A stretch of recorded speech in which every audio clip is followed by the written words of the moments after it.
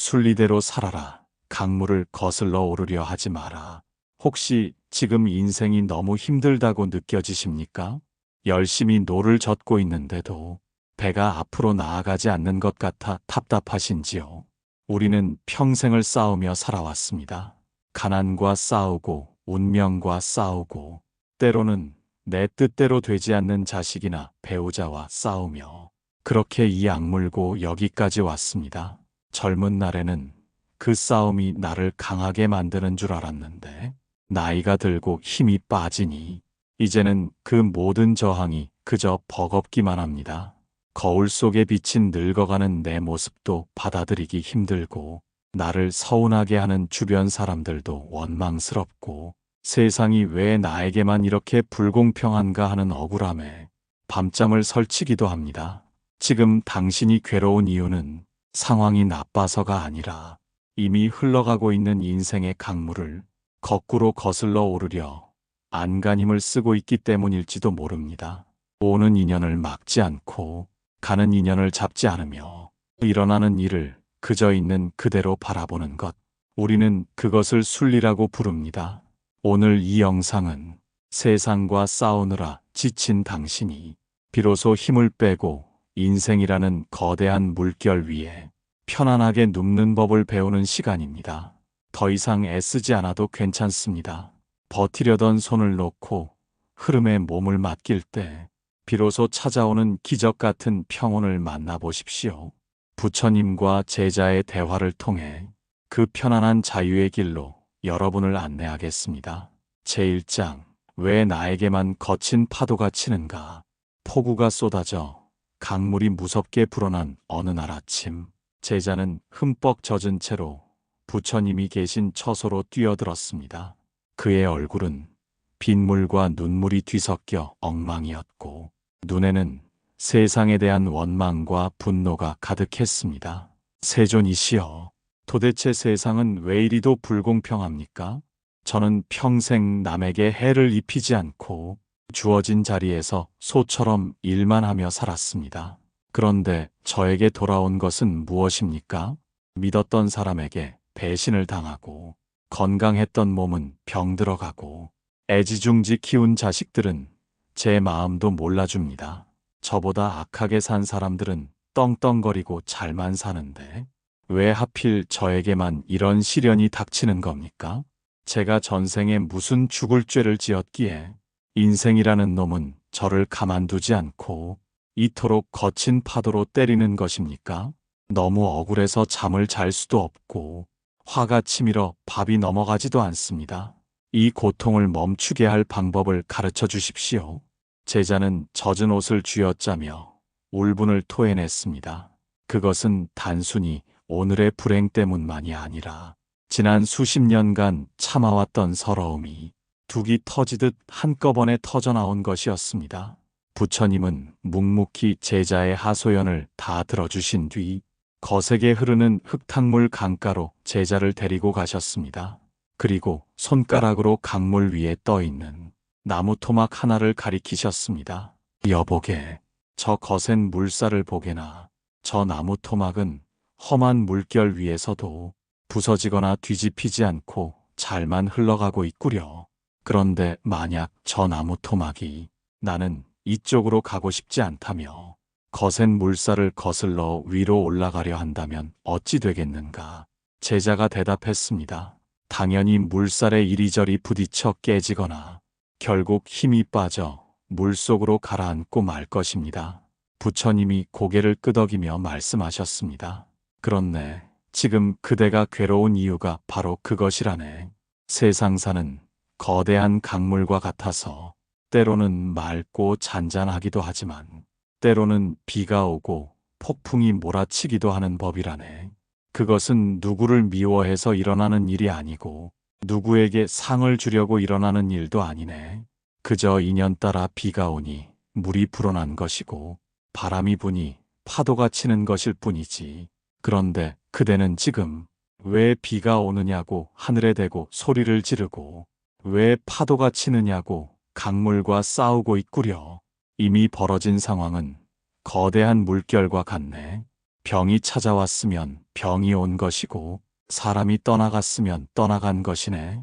그것을 나에게만 일어난 불행이라 여겨 온몸에 힘을 주고 버티고 서 있으니 파도가 칠 때마다 그대의 몸이 부서질 듯 아픈 것이네. 파도가 거칠게 칠 때는 맞서 싸우려 하지 말고 차라리 그 파도에 몸을 맡겨야 하네. 왜 나인가라고 묻지 말게. 강물은 그대가 미워서 치는 것이 아니라네. 그저 흐르고 있을 뿐이라네. 저 나무 토막처럼 힘을 빼고 그래 옳다면 와라 하고 받아들일 때 역설적이게도 그 거친 파도는 그대를 덮치는 재앙이 아니라 그대를 바다로 데려다주는 배가 될 것이네. 제2장 흐르는 물을 손으로 잡을 수 있는가. 제자는 억울함을 조금 내려놓은 듯 했으나 이번에는 짙은 아쉬움이 얼굴에 번졌습니다. 그는 강물을 멍하니 바라보다가 떨리는 목소리로 물었습니다. 세존이시여, 흐름을 거스르지 말라는 말씀은 이해하겠습니다. 하지만 제 손에서 빠져나가는 것들이 너무나 아깝고 소중합니다. 한때는 저도 기운이 넘쳤고 총명했습니다. 사랑하는 사람들과 웃음꽃을 피우던 시절이 있었고 가진 것이 넉넉하여 걱정이 없던 때도 있었습니다. 그런데 그 좋은 시절은 다 어디로 가버리고 이제는 늙고 병든 몸과 외로움만 남았는지요. 할 수만 있다면 시간을 되돌려 그때를 붙잡고 싶습니다. 이 흐르는 강물을 멈춰 세우고 싶은 것이 인지상정 아니겠습니까? 저만치 멀어지는 젊음과 행복을 보고만 있어야 하니 가슴이 미어지는 것 같습니다. 이 허망함을 어떻게 달래야 합니까?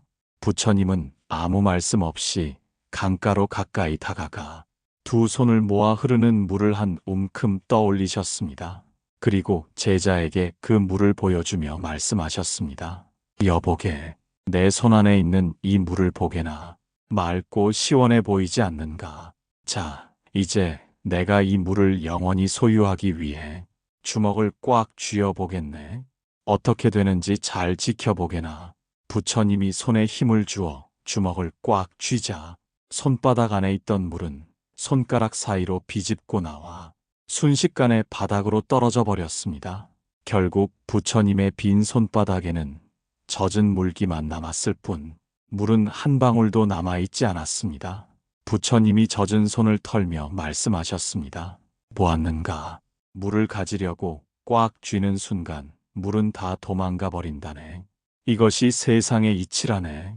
그대가 젊음을 붙잡으려 하고 자식을 품 안에 가두려 하고 돈과 명예를 영원히 지키려 하는 것은 마치 흐르는 물을 주먹으로 쥐려는 것과 같다네. 변하는 것은 잘못된 것이 아니라네. 계절이 바뀌어야 꽃이 피고 열매가 맺히듯 그대의 삶도 끊임없이 변해야만 생명이 유지되는 것이지. 젊음이 가면 지혜가 오고 만남이 있으면 헤어짐이 오는 것이 자연스러운 순리인데 그대는 어찌하여 한순간에만 머물려 하는가? 그대가 괴로운 이유는 사라지는 것들이 슬퍼서가 아니라 사라져야 할 것을 보내주지 않고 억지로 붙들고 있기 때문이라네. 손을 펴게나 물을 손바닥 위에 가만히 올려두면 잠시나마 그 시원함을 느낄 수 있듯 인생도 꽉 쥐지 말고 손바닥 위에 가만히 올려두어야 하네. 그래야 오는 인연을 반갑게 맞이하고 가는 인연을 아름답게 보내줄 수 있다네. 흐르는 것을 잡으려 하지 말고 그저 그 흐름 속에 있는 나 자신을 바라보게나. 그때 비로소 가슴 속의 허망함이 사라질 것이네. 제3장 돌을 치우려 하지 말고 물처럼 돌아가라. 제자는 부처님의 말씀에 고개를 끄덕이면서도 여전히 풀리지 않는 숙제가 있는 듯 미간을 찌푸렸습니다. 그는 자신의 앞길을 막고 있는 현실의 장애물들을 떠올렸습니다. 세존이시여, 흐르는 물을 잡지 말라는 뜻은 알겠습니다. 하지만 인생의 강물에는 물만 흐르는 것이 아닙니다. 집채만 한 바위들이 곳곳에 박혀 있어 저를 위협합니다. 말이 통하지 않는 고집불통인 배우자, 사사건건 저를 무시하는 이웃, 그리고 빚더미 같은 경제적인 문제들이 마치 거대한 돌덩이처럼 제 앞길을 딱 가로막고 있습니다. 피하려 해도 피할 곳이 없고 치우려 해도 제 힘으로는 꿈쩍도 하지 않습니다. 이런 장애물 앞에서 그냥 흐르기만 하라는 것은 결국 바위에 부딪혀 산산조각이 나라는 뜻입니까? 아니면 바위 앞에 무릎 꿇고 포기하라는 뜻입니까? 저는 그 바위들을 부수어 버리고 싶은 마음에 매일 밤 이를 갈며 분노하고 있습니다. 이 답답함을 어찌해야 합니까? 부처님은 강물 한가운데 우뚝 솟은 큰 바위를 가리키셨습니다. 물살이 그 바위를 향해 쉴 새 없이 밀려오고 있었습니다. 여보게, 저 물을 자세히 보게나. 물이 흘러가다 저 큰 바위를 만났을 때 소리를 지르며 바위와 싸우려 드는가, 아니면 바위를 깨부수려고 몸을 던지던가. 제자가 자세히 들여다보니 물은 바위에 부딪히는 순간 잠시 하얗게 거품을 일으킬 뿐 이내 부드럽게 방향을 틀어 바위를 감싸고 돌아가고 있었습니다. 부처님이 말씀하셨습니다. 보게나, 물은 장애물을 만났을 때 다투지 않는다네. 앞이 막히면 옆으로 돌아가고 그마저도 막히면 잠시 웅덩이에 고여 있다가 물이 차오르면 다시 넘어서 흘러간다네. 그대가 지금 고통스러운 이유는 그 바위를 억지로 치우려 하기 때문이라네. 말이 안 통하는 사람을 내 뜻대로 바꾸려 하고 풀리지 않는 문제를 억지로 풀려다 보니 그대의 마음만 상처 입고 너덜너덜해진 것이지. 세상에는 내 힘으로 옮길 수 없는 바위가 분명히 있다네. 그럴 때는 억울해하거나 분노하지 말고 물처럼 부드럽게 돌아가야 하네. 상대가 화를 내면 그저 흘려듣고 길이 막히면 잠시 쉬어가게. 그것은 지는 것이 아니고 비겁한 것도 아니라네. 가장 강한 것은 딱딱한 바위가 아니라 가장 부드러운 물이라네. 바위는 제자리에 멈춰 서서 결국 이끼가 끼고 부서지지만 물은 멈추지 않고 끝내 바다에 도달하지 않는가. 그대를 가로막는 사람이나 시련을 바위라고 생각하고 맞서 싸우면 그대만 다친다네. 그저 강물 속에 있는 하나의 풍경으로 여기고 스르륵 피해 흘러가게나. 부딪히지 않으니 상처받을 일도 없고 막힘이 없으니 그대의 여정은 계속될 것이네. 부드러움이 강함을 이긴다는 사실을 잊지 말게나. 제사장, 오는 사람 막지 말고 가는 사람 잡지 마라. 물처럼 유연하게 살라는 가르침에 마음이 조금 편안해진 제자가 이번에는 쓸쓸한 눈빛으로 허공을 응시하며 물었습니다. 세존이시여, 바위 같은 장애물은 피해가면 그만이라지만 사람과의 인연은 그리 쉽게 끊어지지도 잊히지도 않습니다. 저는 평생 의리를 지키며 살았고 주변 사람들에게 재간도 쓸개도 다 빼주며 정성을 쏟았습니다. 그런데 정작 제가 늙고 힘이 없어지니 그 많던 사람들이 썰물처럼 빠져나갑니다. 믿었던 친구는 연락이 끊기고 자식들은 제 살길 찾느라 명절에나 겨우 얼굴을 비춥니다. 사랑했던 사람은 먼저 세상을 떠나버려 빈 방에 홀로 남은 적막함이 저를 숨막히게 합니다. 가는 사람 잡지 말라고 하셨지만 그들이 떠난 빈자리가 너무 커서 견딜 수가 없습니다. 제가 덕이 부족하여 사람들이 떠나는 것입니까? 아니면 사람 마음이 본래 그리 간사한 것입니까? 배신감과 외로움 때문에 가슴에 찬바람이 붑니다. 부처님은 쓸쓸해하는 제자의 손을 따뜻하게 잡으시며 나직한 목소리로 말씀하셨습니다. 여보게, 사람이 오고 가는 것은 그대의 덕이 부족해서도 아니고 그들이 매정해서도 아니라네. 그저 인연의 시간이 다 되었기 때문이라네. 모든 만남에는 때가 있는 법이지. 이것을 시절 인연이라 하네. 봄이 오면 꽃이 피라고 강요하지 않아도 꽃이 피고, 가을이 되면 잎이 지지 말라고 애원해도 낙엽이 지듯 사람과의 관계도 그와 같다네. 그대에게 올 사람이면 그대가 막으려 해도 담을 넘어서라도 올 것이고, 그대 곁을 떠날 사람이면 그대가 바짓가랑이를 잡고 매달려도 결국 떠나게 되어 있네. 그대는 지금 떠나는 사람을 보며 내가 무엇을 잘못했나 자책하거나 상대를 원망하고 있구려. 하지만 그것은 계절이 바뀌는데 왜 여름이 가지 않고 겨울이 오느냐고 따지는 것과 같다네. 그대 곁에 머물렀던 사람들은 잠시 그대라는 나무 그늘 아래서 쉬어간 나그네라 생각하게 그들이 머무는 동안 최선을 다해 대접했으면 그것으로 된 것이네. 나그네가 떠날 때가 되어 짐을 싸는데 가지 말라고 억지로 붙잡아 앉혀두면 그것은 서로에게 감옥이 될 뿐이라네. 떠나는 뒷모습을 보며 슬퍼하지 말고 그동안 내 곁에 있어 주어 고마웠다고 조심히 가라고 손 흔들어 주게나. 가는 사람을 잡지 않아야 오는 사람을 막지 않을 수 있다네. 그대의 마음방에 미련이라는 짐이 가득 차 있으면 새로운 귀한 인연이 들어올 자리가 없지 않은가. 사람은 영원히 소유할 수 있는 물건이 아니라네. 그저 잠시 서로의 인생이라는 길동무가 되어 함께 걸었던 소중한 시간들에 감사하게 인연이 다해 떠나는 이를 놓아줄 때 그대는 비로소 외로움이 아니라 진정한 자유를 얻게 될 것이네. 빈 방은 쓸쓸한 곳이 아니라 새로운 손님을 맞이할 준비가 된 설레는 공간임을 잊지 말게나. 제5장 어쩔 수 없는 일을 받아들이는 용기.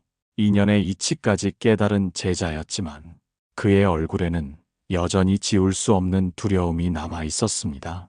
그것은 살아있는 모든 존재가 가질 수밖에 없는 근원적인 공포였습니다. 세존이시여, 사람은 보내주면 그만이고 재물은 없으면 없는 대로 살면 그만입니다.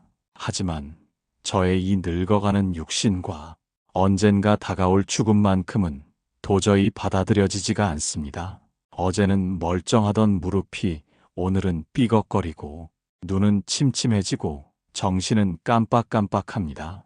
병들어 누워 자식들에게 짐이 될까 두렵고 점점 죽음이 가까워 온다는 사실에 밤새 식은땀을 흘립니다. 이것은 제 노력으로 막을 수도 없고 피해갈 수도 없는 일 아닙니까? 어쩔 수 없는 운명 앞에서 저는 그저 무력한 패배자 같습니다. 이렇게 속수무책으로 당하고만 있어야 하는 것이 인생이라면 너무나 허무하지 않습니까? 제자는 떨리는 손으로 자신의 주름진 얼굴을 감싸 주었습니다. 부처님은 고개를 들어 하늘에 떠가는 구름을 바라보며 말씀하셨습니다. 여보게, 비가 쏟아질 때 비가 오지 않게 해달라고 비명을 지르는 사람이 있다면 그대를 그를 보고 무엇이라 하겠는가? 미친 사람이라 하겠지. 비를 멈추게 할 수는 없지만 우산을 쓰거나 처마 밑에서 비를 피할 수는 있다네. 지혜로운 사람은 비와 싸우지 않고 비를 맞이할 준비를 하는 법이지. 늙고 병드는 것을 패배라고 생각하지 말게나. 그것은 그대가 싸워서 진 것이 아니라 그저 자연의 순리대로 흘러가고 있는 것뿐이라네. 해가 동쪽에서 떠서 서쪽으로 지는 것을 보고 누가 해가 패배했다고 말하는가. 그저 자신의 길을 다 가고 쉬러 가는 것이지. 많은 사람들이 받아들임을 포기라고 착각한다네. 하지만 진정한 받아들임은 세상에서 가장 큰 용기가 필요한 일이라네. 내 힘으로 바꿀 수 있는 일은 최선을 다해 바꾸되 내 힘으로 어쩔 수 없는 일은 담담하게 긍정하는 것. 그것이 바로 마음의 평화를 얻는 비결이라네. 병이 찾아왔다면 왜 하필 나인가 억울해하며 몸을 더 괴롭히지 말고 그동안 내 몸을 너무 혹사시켰구나. 이제 좀 쉬라는 신호로구나 하고 받아들여 보게. 늙음이 찾아왔다면 취해진다고 슬퍼하지 말고 이제는 치열한 경쟁에서 물러나 관조할 수 있는 자유를 얻었구나 하고 받아들여 보게. 거부하면 고통이 되지만 받아들이면 풍경이 된다네. 이미 벌어진 일을 부정하느라 에너지를 쓰지 말고 그래, 올 것이 왔구나 하고 마음의 문을 열어주게. 손님을 거부하고 문을 걸어 잠그면 문만 부서질 뿐이지만 문을 열고 맞이하면 그 손님도 잠시 머물다 조용히 떠날 것이네. 어쩔 수 없는 것을 어쩔 수 없다고 인정할 때 그대는 비로소 운명의 노예가 아니라 운명의 주인이 되는 것이네. 제6장 빈 배처럼 가볍게 떠가라. 운명을 받아들이겠다는 큰 결심을 했음에도 제자는 여전히 세상 속에서 부대끼며 살아갈 날들이 걱정되었습니다. 받아들임의 마음을 먹었다 해도 세상 사람들이 나를 건드리고 자극하면 또다시 울컥하고 화가 치밀어 오를 것 같았기 때문입니다. 세존이시여, 어쩔 수 없는 일을 받아들이기로 마음먹으니 한결 편안합니다. 허나 제가 아무리 유연하게 살려 해도 세상이 가만히 두지를 않습니다. 누군가 저를 무시하는 말을 던지거나 제 자존심을 긁어놓으면 저도 모르게 발끈하여 맞서 싸우게 됩니다. 저는 물처럼 살고 싶은데 왜 자꾸 사람들과 부딪혀 소란이 일어나는 것입니까? 이 충돌을 피할 길은 없습니까? 부처님은 강가에 매여 있는 작은 배 한 척을 가리키셨습니다. 그 배에는 짐이 잔뜩 실려 있어 물에 깊이 잠겨 있었고 물살이 칠 때마다 삐걱거리며 위태롭게 흔들리고 있었습니다. 여보게, 저 배를 보게나. 짐이 가득 실려 있으니 물살이 조금만 쳐도 금방이라도 뒤집힐 듯하지 않은가. 만약 그대가 강을 건너는데 빈 배가 떠내려와 그대의 배와 부딪혔다고 해보세. 그대는 그 배에 화를 내겠는가? 제자가 대답했습니다. 아닙니다. 사람이 타고 있지 않은 빈 배인데 화를 내서 무엇하겠습니까? 그저 조심해서 피해갈 뿐이겠지요. 부처님이 다시 물으셨습니다. 그렇다면 만약 그 배에 사람이 타고 있다면 어찌하겠는가? 제자가 대답했습니다. 당장 비키라고 소리를 지르고 그래도 듣지 않으면 삿대질을 하며 화를 내겠지요. 저 사람이 나를 들이받으려 한다고 생각할 테니까요. 부처님이 미소 지으며 말씀하셨습니다. 바로 그것이라네. 그대가 세상과 자꾸 부딪히고 화가 나는 이유는 그대가 빈 배가 아니기 때문이라네. 그대의 마음 배 안에 나라는 자존심, 내가 옳다는 고집, 남에게 인정받고 싶은 욕망이라는 무거운 돌덩이들이 가득 실려 있기 때문이지. 그대가 꽉 차 있으니 누군가 조금만 스쳐도 쿵 하고 소리가 나고 상처를 입었다며 비명을 지르는 것이라네. 만약 그대가 자존심을 내려놓고 아상을 비워내어 빈 배가 된다면 누가 와서 부딪힌들 무슨 소리가 나겠으며 누가 욕을 한들 그 허공에 무슨 상처가 남겠는가. 세상을 향해 비키라고 소리 지르지 말게. 강폭이 좁다고 불평하지도 말게. 그저 그대의 배를 비우면 된다네. 내가 잘났다는 마음을 비우고 대접받으려는 마음을 비우고 내 것이라는 생각을 비우게. 짐을 비운 배는 물 위에 깃털처럼 가볍게 떠서 어떤 급류가 와도 뒤집히지 않고 바위가 나타나면 스르르 피해간다네. 사람들이 그대를 괴롭히는 것이 아니라 그대의 무거운 자아가 그대를 괴롭히는 것임을 알아야 하네. 자신을 비우고 또 비워 마치 없는 사람처럼 투명해질 때 그대는 비로소 세상의 모든 시비와 다툼에서 자유로워질 것이네. 제7장 바다에 이르는 길. 모든 것이 옳았다. 부처님과의 긴 대화가 끝날 무렵 거세게 흐르던 강물은 어느덧 하류에 다다라 넓고 잔잔한 바다와 만나고 있었습니다.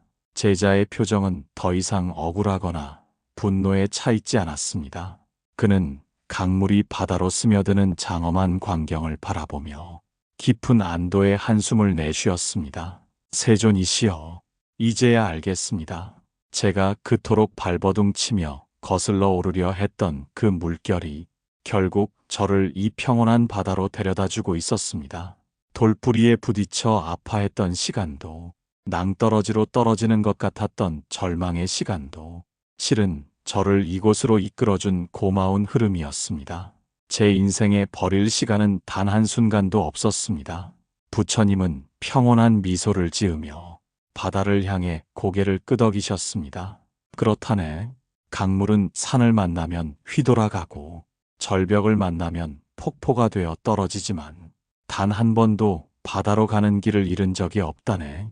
그대가 보기에 그대의 삶이 남들보다 더 험하고 굽이쳐 보여 잘못 산 것이 아닌가 후회했을지 모르나 그것은 그대만의 고유한 물길이었을 뿐 틀린 길이 아니었다네.